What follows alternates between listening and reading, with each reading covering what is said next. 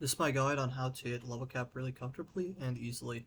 So the Archon shards in this build don't really matter. These Talforged Topaz shards are pretty nice to increase our secondary damage, but we'll be doing more than enough damage to kill the enemies even without them. The casting speed shards are pretty nice, but they're really just for Mesmer skin on Revenant. This is my Revenant build, so I'm using Corrosive Projection because we're now full armor stripping. I'm using Vigorous Swap because we can have constant upkeep of this after we kill a thrax. I'm using an Energy Nexus because it's really nice since we're not recasting abilities, and Nourish buffs this because we get an energy multiplier. I'm using Natural Talent because of Mesmer skin. It has a bit of a long proc time, so it's pretty nice for that. And then the rest of the things are just for ability strength to just get the Nourish multiplier up and our Mesmer skin stacks up. I'm also using Arcane Precision and Arcane Velocity because this is really nice for the dual Toxicist because we're constantly headshotting with it, and 300% base damage is really nice, and Arcane Velocity is really nice for the fire rate. This is my Immortal Gauss build, so it mostly works because of Fast Deflection and Arcane Aegis. So the one caveat with this build is that we can only use Nourish and Mock Rush because the 2 and the 4 can drain our battery, and that can prevent our shields from going back up. This is my dual Toxis build, which is going to be our main damage for our build. So I'm using Galvanized Crosshairs, which is the one caveat with this build. So we have to be ADSing when using this build, but it's such a huge damage increase that I'd really recommend keeping it. The arcane that we're using is Secondary Outburst, but we can just swap that for Secondary Deadhead if you don't have Secondary Outburst or you don't have a Ceramic Dagger. And the ribbon I'm using, we can just swap out with the heat ribbon, which is just prime heated charge. So instead of the ribbon, just use this. I'm just using this because it's replacing the element. And the Exilus that we're using is just on equip, so it happens every time we go from operator into frame. So it's just pretty nice to have the accuracy higher. And we're running a corrosive heat build, which is just the standard, especially if we're going to level cap. These are my dual Tox Test Incarnon evolutions. One alternative to the dual Tox would be the Furis Incarnon, which works just as well.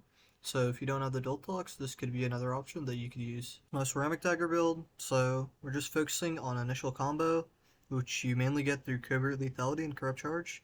Your Ribbon can also have initial combo, which can really help, and we can also get permanent initial combo through Melee Crescendo. And then for the Incarnon evolutions, I'm using this, and this. Mostly these two are important because they really help with the initial combo. I like to use the Torch for charging up the Ceramic Dagger passive, but if you don't like headshotting, you can just use the Scourge Prime for its alt fire, and it makes headshots really easy. This is the build for the Scourge Prime, it's just fire rate, nothing special. It's pretty irrelevant.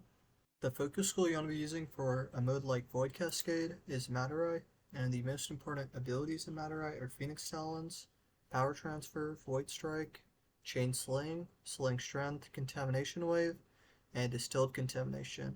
If you were to pick the ones that were most important, I'd say Contamination Wave, Void Strike, and Power Transfer are probably the 3 most important ones. These are the amp arcanes I use, and I use the 177 amp. The 177 amp has these pieces. So we're going to test the dual Toxis out now against high defense, high HP enemies in Still Path. So let's activate Nourish, get our dual Toxis Incarnon ready, and this is just a showcase of how strong this weapon is. Just immediately melts enemies, doing 1,000,000 damage as you see right there. This is to showcase how the Scourge Prime works, so we just throw the alt fire down, we activate Nourish, and we can shoot at the body with our dual Toxist, and it'll count toward our Incarnon meter. And same as when we have the Incarnon form ready, as long as they have this wave around their head, then it goes directly to their head as long as we aim at the body. And this also helps with our galvanized scope. Now I'm going to show how the Gauss Build works. So you see our battery meter at the bottom right, so we have to get that to full. The easiest way is just to mock or crash into a wall. And as long as this is full once, as long as we don't use our 2 and a 4, we never will have to deal with this again. So I'm going to show how this works and how we're immortal. So as you can see, look at our shields. So we never take damage to our HP because our shield recharge is fast enough, and this even works at level cap. Now I'm going to show how fast these builds can kill multiple thrax without these Archon Shard, Stacks, or Ceramic Dagger combo counter.